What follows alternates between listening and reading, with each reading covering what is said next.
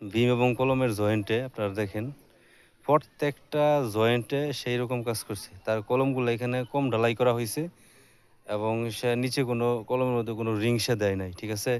এখানে প্রায় এটার মধ্যে প্রায় ১ ফুটের মতো জায়গা কিন্তু এই সমস্যাটা হইছে। কোনো রিংই কিন্তু ১ ফুটের মধ্যে নাই। এখন সে বিম নামিয়ে ফেলছে এবং কলমের বিমের যে কাজগুলো আছে, কলমের ছাদের যে ইনফরমেশনগুলো আছে সেগুলো কিন্তু এখানে করে ফেলছে।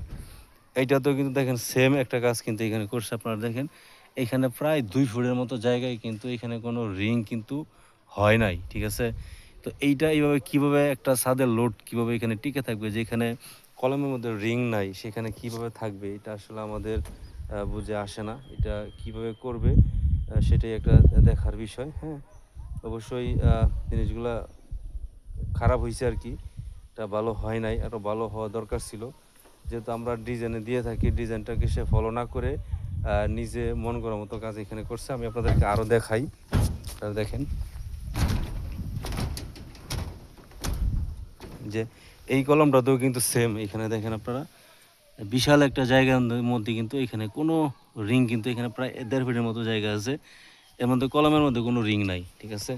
এটা কি বলবো আসলে, তো নিম্নমানের কাজ মিস্ত্রিরা করে আসলে আমরা আমাদের বুঝে আসে না। এইটাতেও কিন্তু সেম। এখানে দেখেন আপনারা যে এই কলমটাতেও কিন্তু সেম। এখানেও প্রায় ১.৫ ফুটের উপরে এখানে আছে। প্রায় ২ ফিটের মতো আছে। এই ২ ফিট জায়গার মধ্যে কোনো কলমের মধ্যে কোনো রিং মানে রিং দেয় নাই। তো এইটা এভাবে কীভাবে একটা বিল্ডিং টিকে থাকবে আমার আসলে বুঝে আসে না। আমার মনে চায় যে আসলে তাদের কাছ থেকে কাজ শিখি। হ্যাঁ? তো এইভাবে কাজ করলে তো আসলে মালিকরা তো আসলে ক্ষতিগ্রস্ত হয়। এই যে দেখেন, এটা কিন্তু এখানে সেম এখানে করা হইছে। মানে ডিজাইন আসলে কি বলবো, ডিজাইন তারাই পরিবর্তন করে, তারাই করে। এইখানে বিম ঝুলানো হইছে, আবার এইখানে আবার ইয়ের কনসাল স্ল্যাব যেটা এটা দিয়েছে। এটা সম্পূর্ণ ডিজাইনের বাইরে তারা এই কাজগুলো এখানে করে। আমার আসলে বুঝে আসে না। এই যে দেখেন এখানেও সেম। খালি বিশাল একটা জায়গা কিন্তু এখানে খালি রাখা হইছে। ঠিক আছে? এই যে খালি এখানে রাখা হইছে। এটা খালি রাখা হইছে। তো এটা আসলে কিভাবে কি করবে এটা আসলে কি বলবো? হ্যাঁ?